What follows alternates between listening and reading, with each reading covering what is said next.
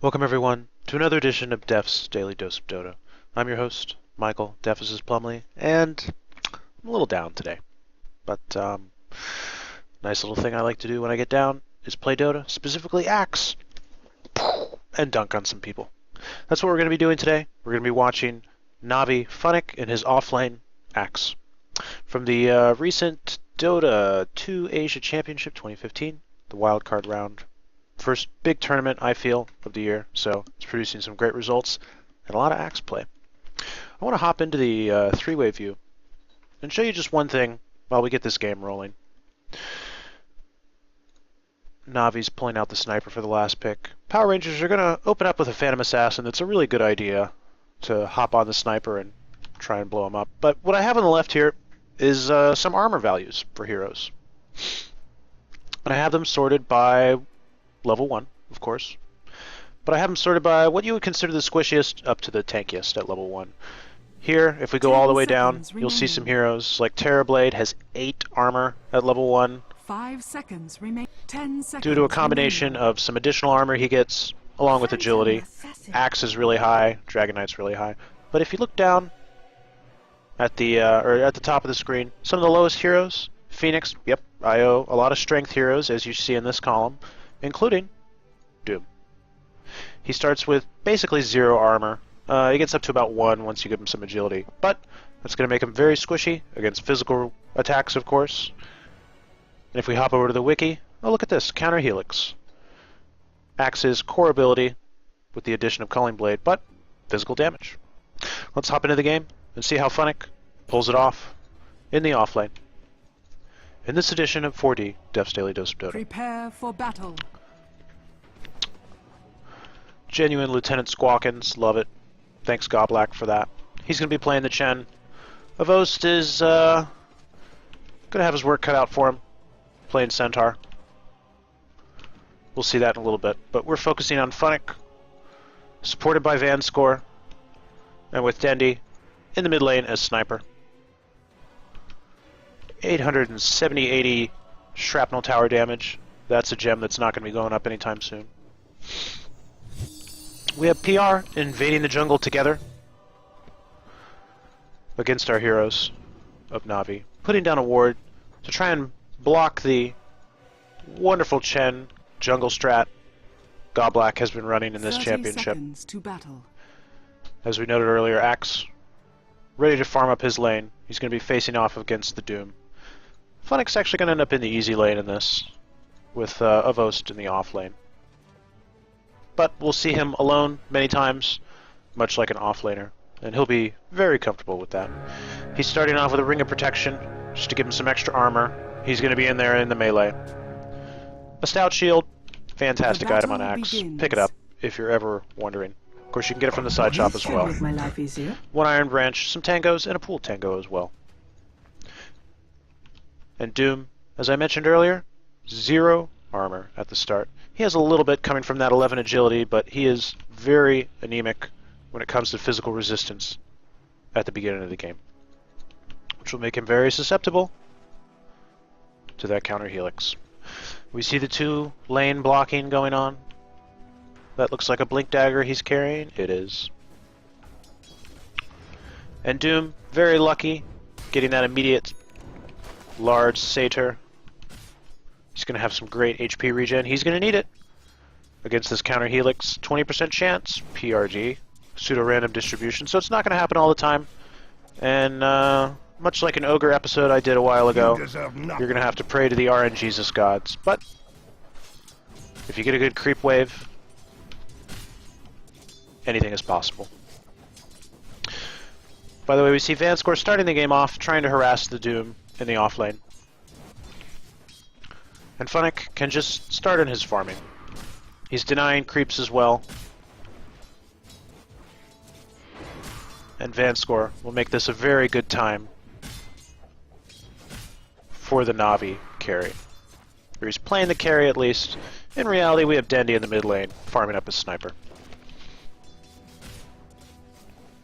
Axe is about to hit level 2 here, and he'll probably pick up a Berserker's Call. He's level 2 now. pulls the point temporarily, but he does pick up the boots of speed. And there we go. Berserker's Call. A 2-second. And there's the initiation we love. Vanscore with the telekinesis. Not quite enough to kill the Doom. The assistance of that Scorched Earth and the Unholy Aura is about all that prevented Funn1k from getting the first blood. A gift from the goddess. But he's completely content with that. We're going to see him continuing to farm up. This is the early game, so sometimes it's boring. But hey, you gotta get money, you gotta pay for things. He'll love to have those tranquil boots.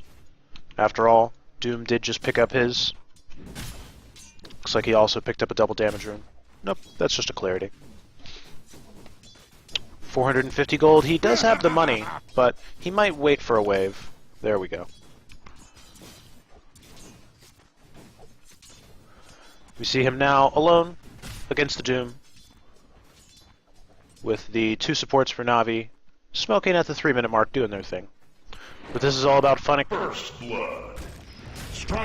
He's picked up another point in counter helix up to 135 damage. And physical damage, so even with the Tranquil Boots, he's going to do significant damage to Doom. Using the Berserker's Call when he can. Obviously, when he gets the Blink Dagger, he's going to have a much better shot. In the bottom lane, there's some interesting stuff happening. Avost farming pretty well himself. We see Funn1k taking a moment to drop his Tranquil Boots, jungle up the large creep camp, though it's missing the Satyr Tormentor, and run back to lane. Doesn't get the debuff, and he can get the HP regen by dropping that. You'll see a lot of pros doing that all the time. Doom will be doing that as well this game. Funn1k even pushing up a little into the tower range. You saw him take a bit of damage, but he already has 7 armor, so he can be pretty aggressive, especially with full HP. Forcing Doom practically back under his tower. We see the Tranquil Boots being dropped again. And Funn1k, having pushed the lane all the way up, goes over to this large camp. It's only a 2-person spawn, the 2 centaurs, but he'll still try and jungle as fast as he can. Does pick up the Tranquil Boots, would hate for Doom to deny that. And he won't get the money for those, but he can go back in lane. Doom might be feeling a little advantageous here. A little ambitious, but he's only going to bring Axe down to about 250 HP. And the wave quickly pushed away. We see a Ring of Health at the 5-minute mark, picked up by Axe. Great item to pick up from the side shop. 5 HP regen. And he'll probably build that into a Vanguard. Only needs the Vitality booster now. Or we might see him go straight for the Blink Dagger. The option is his. If you look at the last hits denies, he's top of the board.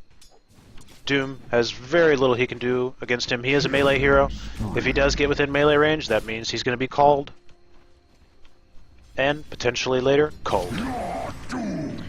We see a Doom expended here. Not sure about if he'll be able to get him down. And we do see Axe run back under the tower. A little bit of a shame for Doom. Quite a bit of mana, 150, and it's going to be off of cooldown for another 90 seconds. A missed Culling Blade there, by the way. If we go over to Axe, it's good to keep in mind that if it doesn't kill, remember, it hits for magic damage. So although this says 150, if you're looking for just damage, be sure to deduct magic resistance. Of course, it's always best to try and get it for that killing blow. The kill threshold, 250, 350, 450, and it gets a little easier if you pick up the Aghanim Scepter.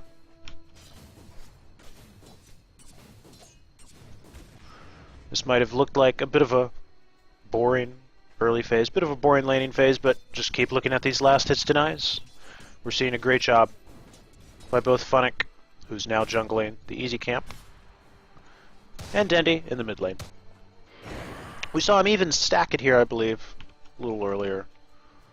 And why not?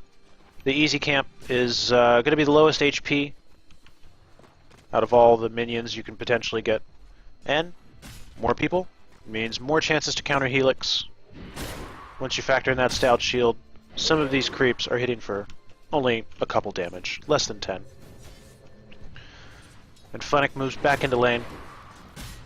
He's been pretty much left to his own devices by both his team and the enemy team. We saw Vengeful Spirit even moving up.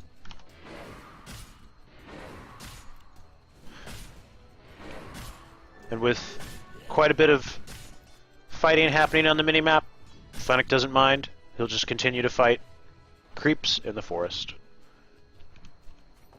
Looks like he bought that vitality booster from the side shop. Or the secret shop, rather. And these, picking up these two camps is just a little way to increase your efficiency, increase your gold per minute. You can't stay in lane all the time with Axe, because with as much damage as Counter Helix will do to these grouped up mobs, at any moment you can find yourself pushed up against the tower. Which he is about to be here. That siege creep will not be able to get much damage to the tower. Radiant's bottom tower is under So attack. Funn1k goes back into the jungle. At the 8-minute mark, there's fighting happening in the bottom lane, but Radiant's he doesn't top mind. tower is under He's going to be a attack. carry this game. And he is trying to get to that Blink Dagger. It ends up being a 3-for-1 for Power Rangers. Quite a bit being done, along with the Doom rotating down to help. Doom has actually abandoned the lane. Not a bad idea. Axe is a nightmare to lane against if you are a melee hero. Especially now that he's level 8, he's maxed out the counter Helix. Picked up Culling Blade, of course. We may see him stack this year. Good job, Axe. That'll make him clear this camp even quicker. And instead of getting 60-ish gold, he'll get 60 plus 60. And he'll quickly be on his way to a Blink Dagger. He needs 1,000 more. At the 9-minute mark, we're going to take a break. It's definitely what I would consider the end of the laning phase, the end of the early game. Our Doom has completely left lane in top lane. And Axe, although he could sit in lane, he's seeing that it's pushed up pretty far close to the tower. A Vengeful Spirit rotation, as we see already on the map, could potentially kill him.